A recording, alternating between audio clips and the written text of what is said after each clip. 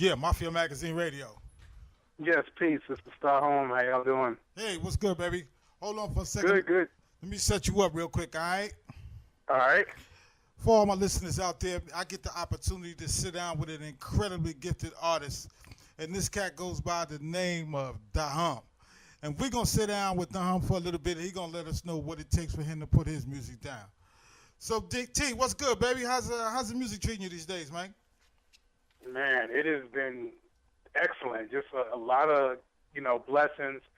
I don't even know where to start. I mean, what you what you want to know? I mean, I know I'm new to Mafia Magazine, so I mean, however you want me to, go in. It's all gravy, baby. First and foremost, tell everybody where you're originally from and how long you actually been doing your thing. All right. Well, I'm originally from California, but I moved out to Arizona in '90. When I was young with the fam and everything, and in elementary school, and then as I grew up, I started getting into music. Probably, I've been writing pretty much all my life, but really got into just taking hip hop on as like a personal form of expression. Probably around like the late '90s, and then just really started taking it seriously. 2000, 2001. Right. And just kind of went from there. Yeah, no doubt. So, what inspired you? Like, who inspired? I mean, at some point, everything you had to see some things and some people around you, and something made you say to yourself, "I want to do music. Not only do I want to do music, but I want to do music really, really well." Right. Yeah, I'm glad you asked that, because basically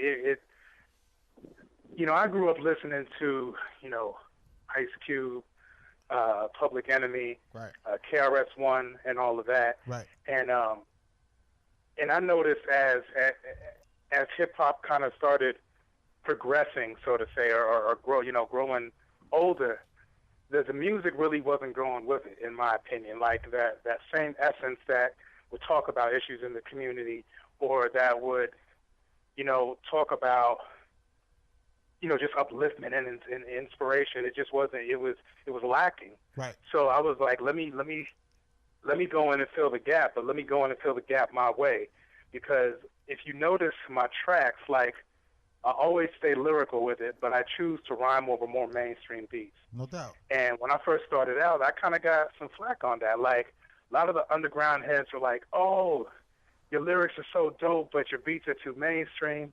So mainstream people were like, "Oh, I love your music, but no one's going to get what you're saying." But I was just like, forget all of that. Right. And I just stuck to it, and it really worked. And then as far as me developing my own style, I learned to develop my own hustle with it, too. A lot of people were trying to get, the record deals and just do like a lot of, mad shows. And I realized there was another market as far as getting your name out there, and that was through music licensing. Mm-hmm. So I started pushing my music to different, music directors for different projects, and I was blessed. Like I did, just as a fan, as an artist, I did like a song for Kevin Smith, like in 2006. He produced, wrote and directed Clerks, those Jay and Silent Bob movies, and one of the people that worked for him heard the song and they liked it, and they made like a little promotional video to it. And then Kevin saw it, and he thought I was already signed. He was like, "Who is this guy?" and the dude was like, "No, he was just a fan that makes good music." Right. And then from there, I got asked to do songs for this like National Lampoon straight to DVD project. Right. I got to do, and that was done by written and directed by Adam Rifkin. And then he further asked me to contribute songs to two of his Showtime projects. So it was a real blessing.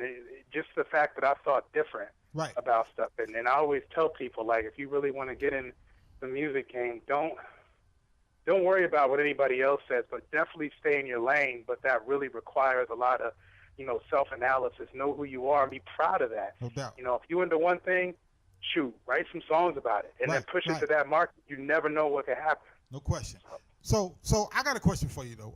And not only do I, but I'm quite sure there's a lot of people out there. This is actually a two-part question.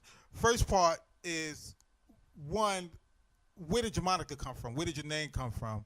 And two, how do you properly pronounce your name? So those that Yeah. don't see it, don't, you know what I'm saying? Because it may sound a little different than the way it's spelled.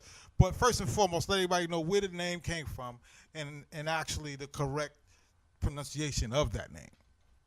Right. So my artist name Thaahum. That's how you pronounce it, Thaahum.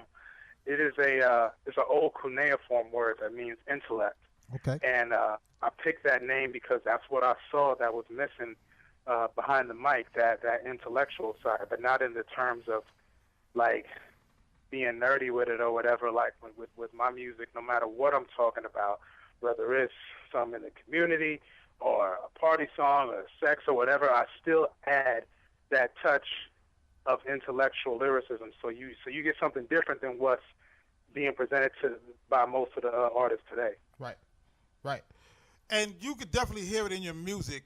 And I'm kind of curious to know, as you're doing your music, are you, because you kind of answered this question already, but I want you to kind of elaborate on it. Some of your messages are subliminal. But also, as you're doing your music, you consciously, to me, because I listened to your music and I was like, oh snap, you know what I'm saying? Not just oh snap, I was like, oh shit, you know what I'm saying? This is some, this is some real good music, and I want you to tell the people, man, how you consciously keep the culture of what we live through every day in your music, and for it to be heard the way it's being heard. Really, it's just through a lot of observation, just, observing things that go on in the streets, things that go on in the news, because as you know, Sam, things have just been really crazy lately. Right. So, and then also observing oneself. And I know that may sound cliche, but you really gotta know yourself and be comfortable. Like, I don't know if you heard the promotional song I did. I don't even think I sent that to you, but I did Nicki Minaj did the Looking Ass Niggas, and Cassidy did Looking Ass Bitches or whatever, and it was kind of this like the gender war. And then some other people did their versions of Looking Ass Niggas and Looking Ass Bitches, and I was just like, you know what? No one is addressing the root as far as the mentality that sparked this. So I did my own version, and I called it Looking Ass Coons.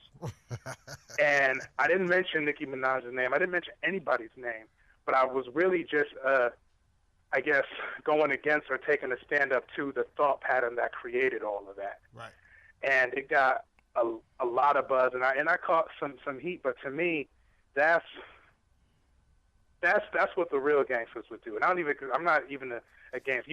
Gangster. You can say, they got a new term now, RBG, revolutionary but gangster. You can probably categorize me as that. But when you keep it in G, you keep it in G. I mean, some things just speak for itself. You know what I'm saying? So, I mean, for those that haven't heard your music yet, I just want to say, y'all stay locked in. You know what I'm saying? Throughout this, at the end of this interview, we're gonna bang some of his music so you absolutely can hear what we speaking about today. You know what I'm saying? And I just want you to kind of, for those that are listening, because one of the things that I'm most impressed with you is how you can kind of, how you actually spread out what you're doing. You know what I'm saying? How you actually can put your music to different genres of music along with different projects that's involved in the music industry. And a lot of cats today, that is totally missed by them. You know what I'm saying? I mean, a lot of people just don't get it about making music.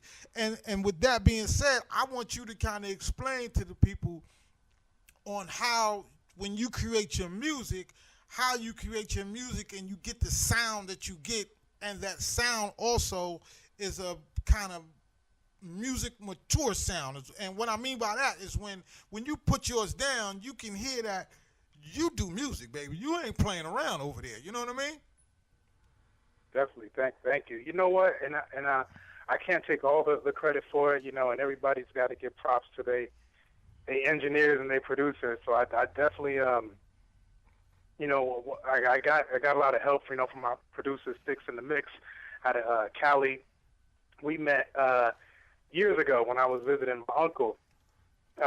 Actually, we knew. Let me backtrack that. We knew of each other before because there was an artist out here that worked with him, and then it just so happened that when I visited my uncle, in Cali. Sticks stayed like about an hour or so away from there, and we would just kind of chop it up, and we developed a really good relationship from there.